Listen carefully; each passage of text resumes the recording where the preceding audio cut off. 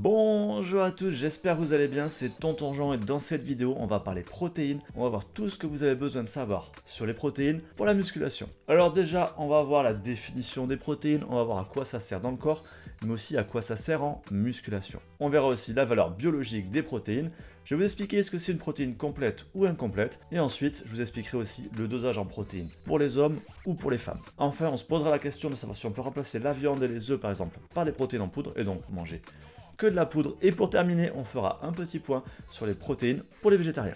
Allez, première partie, c'est quoi les protéines? Alors les protéines, elles sont le fondement pas seulement de nos muscles, mais de tous les organismes vivants. C'est une association d'acides aminés. On compte 20 acides aminés, 9 sont dits essentiels et 11 ne le sont pas. Les acides aminés essentiels, c'est tout simplement les acides aminés que le corps ne peut pas fabriquer lui-même. On doit donc obligatoirement en avaler via notre alimentation. Ces acides aminés essentiels, on les appelle aussi EAA pour Essential Amino Acids. Et parmi ces 9 acides aminés essentiels, 3 sont super connus. Il s'agit de la leucine, de l'isoleucine et de la valine, car ils constituent les fameux BCAA, un des compléments alimentaires les plus utilisés en musculation. Et les protéines au sein de notre corps, elles sont présentes partout. Elles sont présentes dans nos ongles, dans nos cheveux, même si là je suis rasé, dans notre barbe, bien entendu, dans tous nos poils. Elles sont aussi essentielles et présentes dans nos muscles, dans nos tendons, dans nos articulations. Elles sont partout.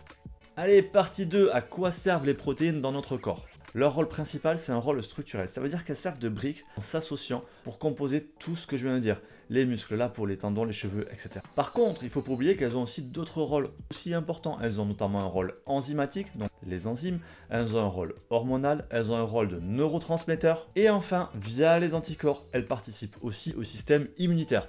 Je vous l'ai dit, hein, les protéines, c'est pas que pour les muscles. Enfin, dernier rôle, mais qui est un petit peu plus secondaire, on va dire, elles ont aussi un rôle énergétique. Si vous n'avez pas assez de glucides et pas assez de lipides, le corps va pouvoir utiliser vos protéines via la nucléogénèse pour les transformer en glucose et donc en source d'énergie. Et c'est vraiment un rôle secondaire parce que cette transformation ne se fait pas très bien, il y a beaucoup de pertes et c'est vraiment pour ça que le corps ne l'utilise qu'en dernier recours. Et c'est aussi pour ça que je vous ai expliqué plusieurs fois, si vous réalisez mal votre sèche, que vous réduisez trop vos calories, votre corps va pouvoir puiser dans vos protéines, y compris les protéines qui sont dans votre corps, donc y compris dans les réserves de protéines que constituent les muscles, pour produire de l'énergie. C'est aussi pour ça qu'une sèche mal menée entraîne une perte de muscle. Allez, partie 3, maintenant à quoi servent les protéines?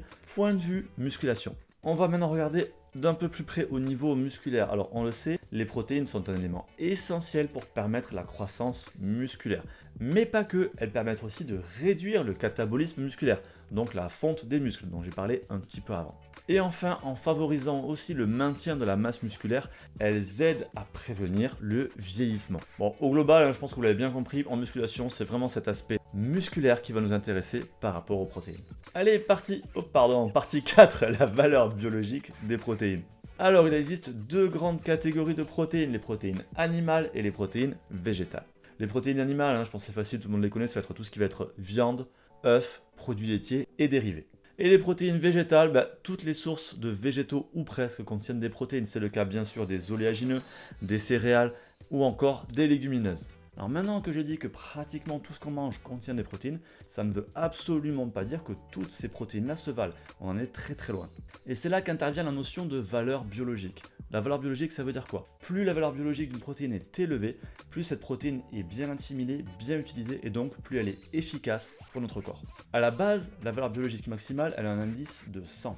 On est autour de 80 pour la viande, 83 pour les poissons, 92 pour les produits laitiers et 100 c'est pour les œufs. Ça veut donc dire que l'aliment naturel qui a la plus haute valeur biologique, donc qui a la protéine la plus efficace, la mieux assimilée par le corps, c'est les œufs.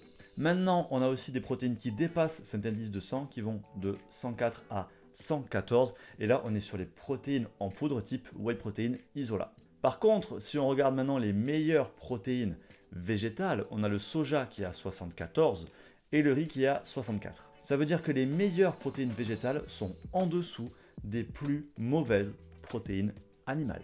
Maintenant, qu'est-ce qui fait qu'une protéine a une haute ou une faible valeur biologique? Ça vient principalement du fait de savoir si une protéine elle est complète ou non. Et c'est la partie 5. Je l'ai dit, les protéines sont constituées d'une vingtaine d'acides aminés dont 9 sont essentiels. Pour qu'une protéine soit complète, il faut qu'elle contienne les 9 acides aminés essentiels. Pourquoi? Tout simplement parce que si ces 9 acides aminés essentiels, on ne lui apporte pas via notre alimentation, et bien notre corps, il va en manquer. C'est tout simple.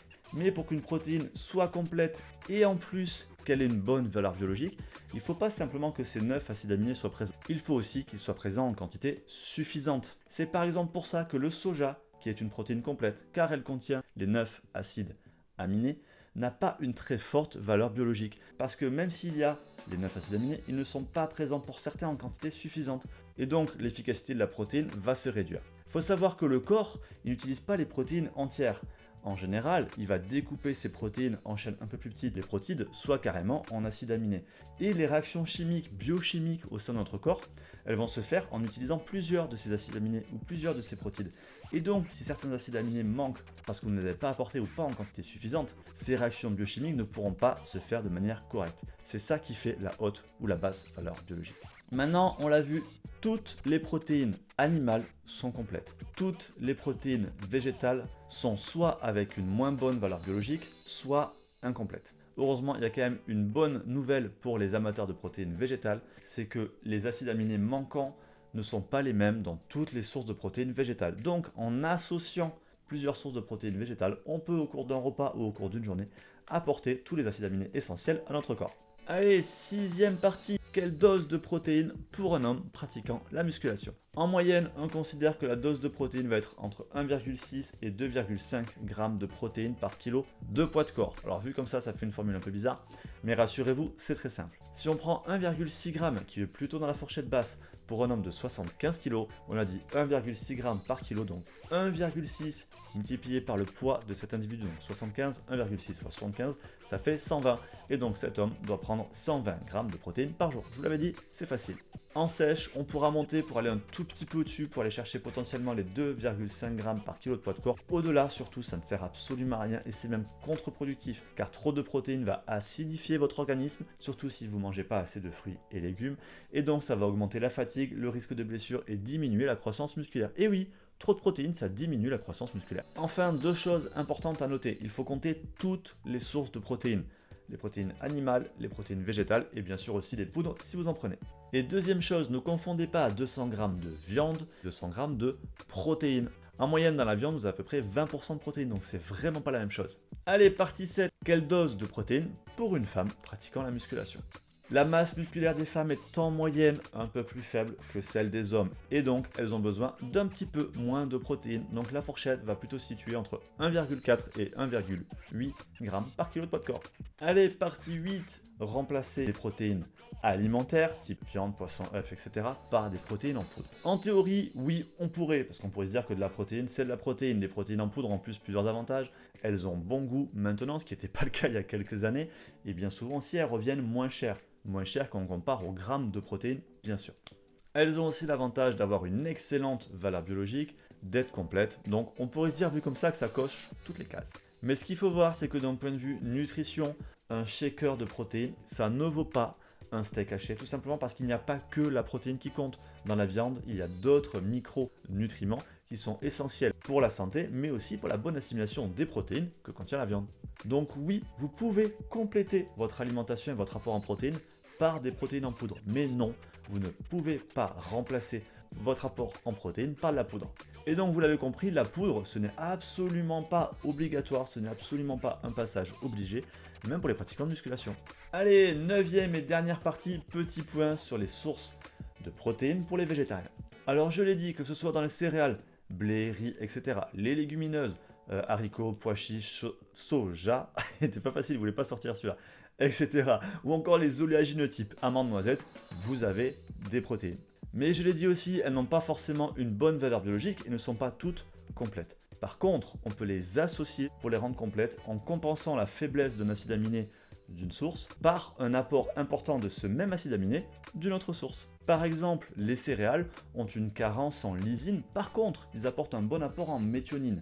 La lysine et la méthionine étant deux acides aminés essentiels. Et les légumes secs, c'est tout l'inverse. Et donc quand on associe les deux, au final, on se retrouve avec tous les acides aminés dont on a besoin. C'est pour ça que c'est une bonne idée par exemple d'associer le riz avec le soja ou avec les lentilles ou avec des haricots rouges. On peut aussi faire par exemple de la semoule avec des pois chiches, du pain complet avec de l'houmous, du pain complet avec du beurre de cacahuète, du maïs avec des haricots rouges ou encore des flocons d'avoine ou de sarrasin avec des noix. Et vous l'avez peut-être noté, il y a beaucoup de plats traditionnels qui associent déjà ces types de sources de protéines. Et oui, par exemple dans le couscous, on a de la semoule et des pois chiches. Dans le chili, on a du maïs et des haricots rouges. Historiquement, de nombreuses cultures avaient trouvé comment associer correctement ces différentes sources de protéines végétales. Et voilà, vidéo maintenant terminée, j'espère qu'elle vous a plu. Maintenant, vous savez tout ce que vous avez besoin de savoir sur les protéines, à quoi ça sert, leur rôle, etc. etc. Si la vidéo vous a plu, vous le savez, je vous invite à liker, partager, commenter parce que c'est vous qui faites vivre la chaîne. Pensez aussi à vous abonner, activer les notifications, la petite cloche pour ne pas rater mes futures vidéos. D'ici là, je vous dis à bientôt, faites-vous plaisir à la chaîne, à plus.